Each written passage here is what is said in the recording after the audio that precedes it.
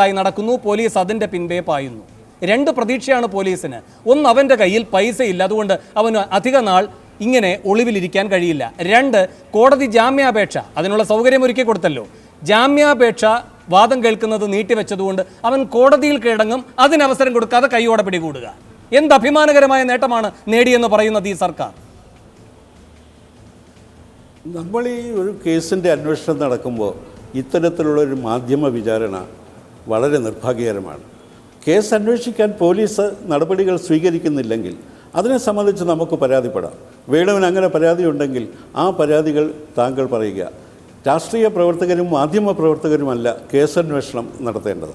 അതുകൊണ്ട് കേസന്വേഷണത്തിൻ്റെ പൂർണ്ണമായ ഉത്തരവാദിത്വം പോലീസിനാണ്. പോലീസ് അന്വേഷണം സമർത്ഥമായി നിർവഹിക്കും എന്ന് തന്നെയാണ് കേരളത്തിൻ്റെ പൊതുസമൂഹം പറയുന്നത്.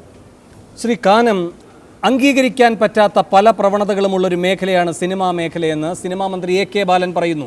അത് പരിപൂർണമായും ഇല്ലാതാക്കുമെന്നും പറയുന്നു. ഈ അടച്ചുകെട്ടിയുള്ള വർത്തമാനം വേണ്ട. ഒരടഞ്ഞ സമ്പദ് വ്യവസ്ഥയല്ല സിനിമ. എൻ്റെയും അങ്ങയുടെയും പോക്കറ്റിൽ നിന്നുള്ള പൈസ കൊണ്ട് പ്രവർത്തിക്കുന്ന ഒരു പൊതുവായ സംവിധാനമാണ് അത്. നമ്മുടെ പൊതുജീവിതത്തെ നേരിട്ട് ബാധിക്കുന്ന ഒരു സംസ്കാരത്തെയാണത് പ്രസരിപ്പിക്കുന്നതും. അതുകൊണ്ട് പണത്തിൻ്റെ കാര്യത്തിൽ മാത്രമായി വേണ്ട ഈ കൊടുക്കൽ വാങ്ങൽ, എല്ലാ കാര്യത്തിലുമാകണം.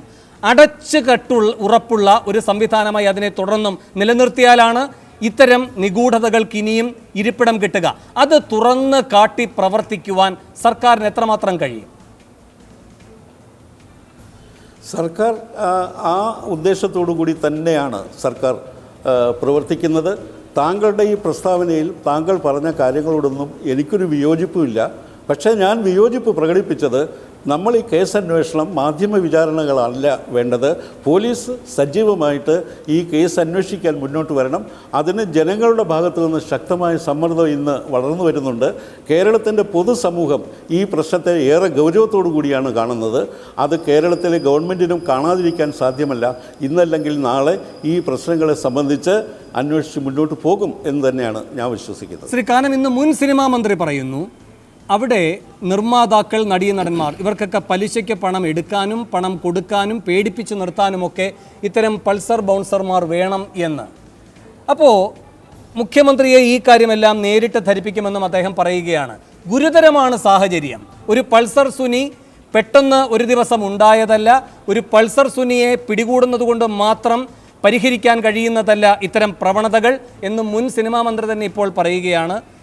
ഈ ഘട്ടത്തിൽ ഇടപെടൽ കർക്കശമാക്കുന്ന എന്ത് നടപടി ഉണ്ടാകും? അക്കമിട്ട് പറയാമോ? അദ്ദേഹം പറയുന്നതിനോട് ഞാൻ പൂർണ്ണമായും യോജിക്കുന്നു. ഈ സിനിമാ രംഗത്തെ ഈ അനാശാസ്യ പ്രവണതകൾ നിയന്ത്രിക്കുന്നതിനാവശ്യമായ നടപടികളുമായി സർക്കാർ മുന്നോട്ട് പോകണം എന്ന് തന്നെയാണ് എൻ്റെ അഭിപ്രായം. അദ്ദേഹവും ഇവിടെ സിനിമാ മന്ത്രിയായിരുന്നു. സ്വാഭാവികമായിട്ടും ആ രംഗത്തെ പ്രശ്നങ്ങളെക്കുറിച്ചൊക്കെ എന്നേക്കാൾ കൂടുതൽ അടുത്തറിയാൻ ശ്രീ ഗണേശന് കഴിയും. അതുകൊണ്ട് അദ്ദേഹം പറഞ്ഞ വാക്കുകൾ ഞാൻ അത് നിഷേധിക്കുന്നില്ല. ശക്തമായ നടപടി ഗവൺമെൻറ് സ്വീകരിക്കണം എന്ന് തന്നെയാണ് എൻ്റെ അഭിപ്രായം. ശ്രീ കാനം, ഈ അധോലോക മയക്കുമരുന്ന്, റിയൽ എസ്റ്റേറ്റ്, സിനിമാ വ്യവസായം, ഇങ്ങനെയൊരു ഘടനയാണിപ്പോൾ അതിനുള്ളത്. ഏതെങ്കിലും ഒരിടം പിടിച്ചു തുടങ്ങിയാൽ ബാക്കി എല്ലായിടത്തേക്കും അതിൻ്റെ ചൂടും പുകയും എത്തും. കൊച്ചിയിലൊരു കോമ്പിംഗ് ഓപ്പറേഷൻ, ഗുണ്ടകളെയും അതുപോലെ തന്നെ മയക്കുമരുന്ന് മാഫിയയും കണ്ടെത്താൻ അടിയന്തരമായി അതെങ്കിലും വേണ്ടേ സാർ? ഇല്ല, മയക്കുമരുന്ന് മാഫിയയ്ക്കെതിരായി, ഗുണ്ടകൾക്കെതിരായി ശക്തമായ നടപടികൾ സ്വീകരിക്കാൻ സർക്കാർ മുന്നോട്ട് വന്നിട്ടുണ്ട്. അതിൻ്റെ നടപടികൾ സ്വീകരിച്ചുകൊണ്ട് ഇരിക്കുകയാണ്. മലയാള സിനിമ എല്ലാം കംപ്ലീറ്റ് അധോലോകത്തിൻ്റെ കയ്യിലാണ് എന്നൊരു നിഗമനത്തിലേക്ക് താങ്കൾ പോകരുത്. താങ്കൾ നെഗറ്റീവായിട്ട് ചിന്തിക്കാതെ പോസിറ്റീവായിട്ട് ചിന്തിക്കുക. മലയാള സിനിമ നിർമ്മിക്കുന്ന എത്രയോ നിർമ്മാതാക്കൾ വായ്പ വാങ്ങിച്ച് വസ്തു വിറ്റ് ഒക്കെ സിനിമ നിർമ്മിക്കുന്നവരുണ്ട്. ചില ആളുകളാണ് ഇതിനുള്ളിൽ പണത്തിൻ്റെ സ്വാധീനം ഒക്കെ കാണിച്ച് അവിടെ ഈ കൊള്ളരായ്മകളെല്ലാം ചെയ്യുന്നത്. അവരെ ഒറ്റപ്പെടുത്താനും അതേപോലെ തന്നെ നല്ല സിനിമയെ സംരക്ഷിക്കാനും ജനങ്ങൾ മുന്നോട്ട് വരേണ്ട ഒരു സന്ദർഭത്തിൽ സിനിമാ വ്യവസായത്തെ ആകെ അടച്ചാക്ഷേപിക്കുന്ന വളരെ നെഗറ്റീവായിട്ടുള്ള സമീപനങ്ങൾ ഒരു മാധ്യമത്തിനും മാധ്യമപ്രവർത്തകനും ചേർന്നതല്ല എന്നാണ് എൻ്റെ അഭിപ്രായം. നമുക്ക് പോസിറ്റീവായി ചില കാര്യങ്ങൾ നോക്കാം. ഇപ്പോൾ സർക്കാരിൻ്റെ കൈവശം പൊടി പിടിച്ചിരിക്കുകയാണ് സിനിമാ നയം. 2 വർഷമായി അതിൻ്റെ പൊടിയൊന്ന് തൂത്ത് നമുക്ക് പുറത്തെടുത്തുകൂടെ? എന്താണ് തടസ്സം? 2, ഈ സിനിമയിലെ നിർമ്മാണത്തുക, താരങ്ങളുടെ മോഹവില ഉറപ്പിക്കൽ, ഇതിൻ്റെയൊക്കെ കണക്കുകൾ നമുക്കൊന്ന് പരിശോധിക്കേണ്ടേ ശ്രീ കാനം? അതിനൊരു സംവിധാനം വേണ്ടേ? 3, ബാർക്കോഴ കേരളം കിടുങ്ങിയതാണല്ലോ. എന്താണ് കാരണം? അവരുടെ ചില കണക്ക് പുസ്തകങ്ങളും കണക്ക് കൂട്ടലുകളുമൊക്കെയാണ്. ഒരു ജുഡീഷ്യൽ, ഒരു ജനാധിപത്യ ഓഡിറ്റിങ്ങിനും അത് വിധേയമാക്കാൻ കഴിയില്ല. കാരണം അടിമുടി കൃത്രിമമാണ്. അതിൻ്റെ കണക്കുകൾ നമുക്കൊന്ന് സുതാര്യമാക്കാനുള്ള നടപടി വേണ്ടേ? പിന്നെ സംഘടന, അങ്ങനെ താരങ്ങളുടെ തൻപുകഴ്ത്തലുകൾ മാത്രമായുള്ള കേന്ദ്രങ്ങളായി നിൽക്കേണ്ട ഒന്നിലധികം സംഘടനകൾ വരട്ടെ.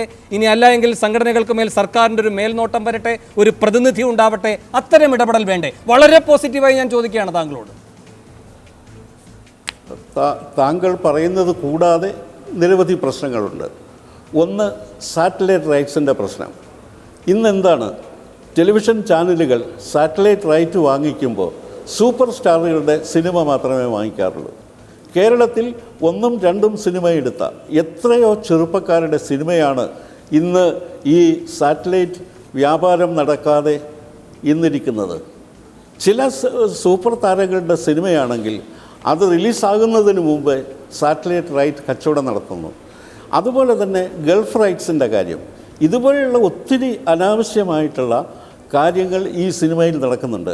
അതുകൊണ്ട് സിനിമാ നയം പ്രഖ്യാപിക്കണം എന്ന് മാത്രമല്ല, ഇത്തരം കൊള്ളരുതായ്മകൾ അവസാനിപ്പിക്കാൻ വേണ്ടി ഗവൺമെൻറ് ശക്തമായ നടപടി സ്വീകരിക്കണം, നിയമപരമായ നടപടികൾ സ്വീകരിക്കണം.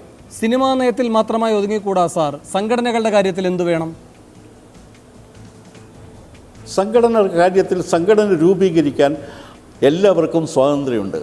തൻ്റെ സംഘടന മാത്രമേ ഈ സിനിമയിൽ ഉണ്ടാകൂ എന്ന് താരങ്ങളും ചിന്തിക്കാൻ പാടില്ല, തൊഴിലാളി സംഘടനകളും ചിന്തിക്കാൻ പാടില്ല.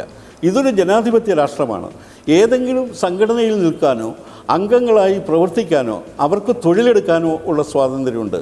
ദീർഘകാലം മാക്ട ഫെഡറേഷനിൽ അംഗമാകുന്ന തൊഴിലാളികൾക്ക് സിനിമ രംഗത്ത് തൊഴിലെടുക്കാൻ സാധ്യമല്ലായിരുന്നു.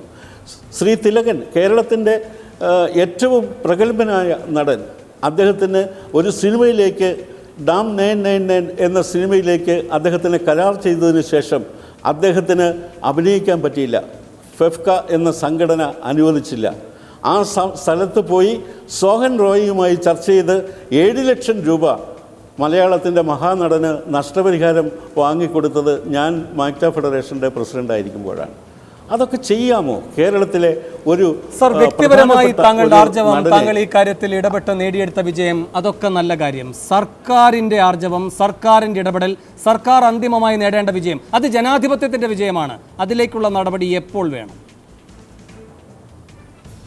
നിശ്ചയമായും ഗവൺമെൻറ് അത്തരം നടപടി സ്വീകരിക്കുകയും ചെയ്യും.